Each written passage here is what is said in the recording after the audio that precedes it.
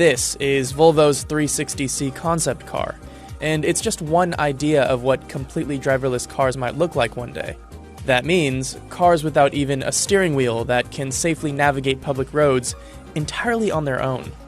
But with how much we hear about self-driving technology making its way into everyday cars, it's hard not to wonder, how much longer do we have to wait?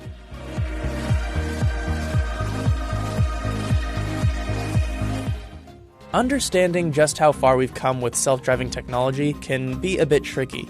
To help define how sophisticated the automated technology actually is, the Society of Automotive Engineers classifies these systems using 5 levels.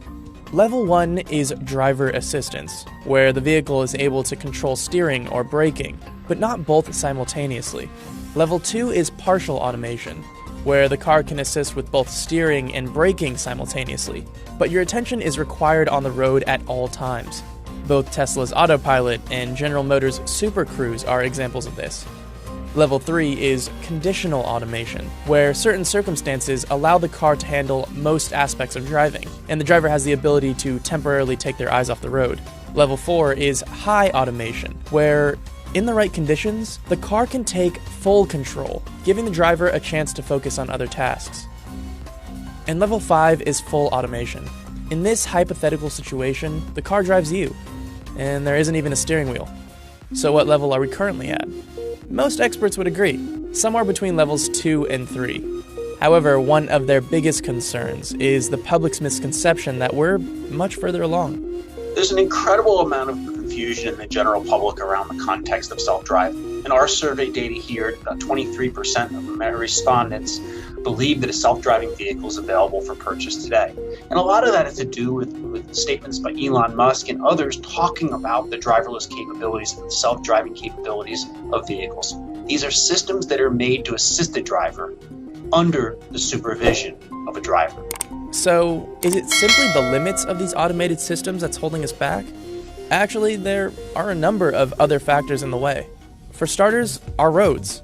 Simply put, many roads, especially in the United States, are too much of a mess to support cars that can drive by themselves. So while many individuals out there are really working on the development of self-reliant automation, in essence, a robot that's fully capable of making its own decisions in today's infrastructure, the reality is today's infrastructure is not well equipped for autonomy. In essence, potholes, poor lane markings, and all the other crumbling aspects of our nation's infrastructure aren't going to support high-tech well.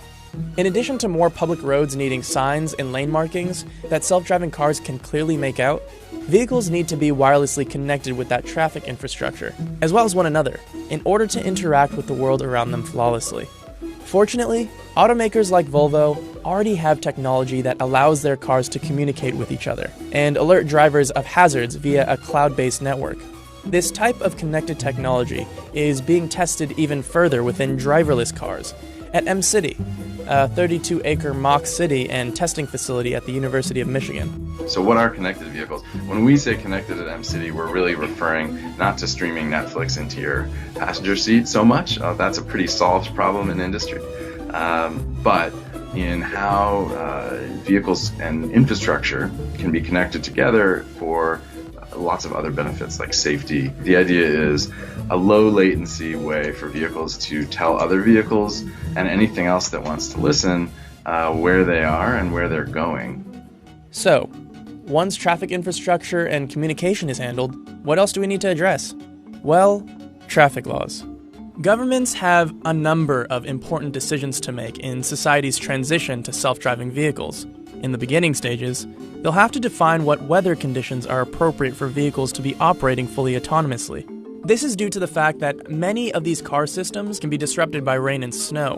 One industry they could look to for guidance is the airline industry, who doesn't hesitate to cancel flights in inclement weather. They'll also have to initially find a way for autonomous vehicles to safely navigate public roads amongst traditional cars. A possible solution could be designated lanes, similar to the high-occupancy vehicle lanes found on highways and bus lanes found in certain cities. The government's kind of leaving it up to states to decide what's going on, just because the technology's so new and they still don't really understand what it's going to look like in the end. Once the government does fully involve the federal government, they're gonna have to speak to lobbyists people that represent truck drivers and taxi commissions, they're going to realize that, a lot of jobs could be lost, and that's going to be difficult. And then also liability. If these cars are on the roads and they're getting into accidents, like who is liable? With all these things considered, back to our original question. How soon until we have self-driving cars? I'd say within the decade, it's going to be on highways, but if we're talking about being able to take your car wherever you want across the United States, being able to travel through New York City and sleep the whole time, I don't think we're anywhere close to that. Probably several decades away from that. Car makers and tech companies are very heavily focused on the context of driverless technologies. Now, I'm not saying that that's not the future. It is the future. But as many have begun to admit publicly, that future is further away than anybody's realistically considered to date. We as humans are really good at predicting the future. We're not so good at the timelines. And the timelines to driverless technologies changing how I live and move is probably in the order of several decades, if not further away.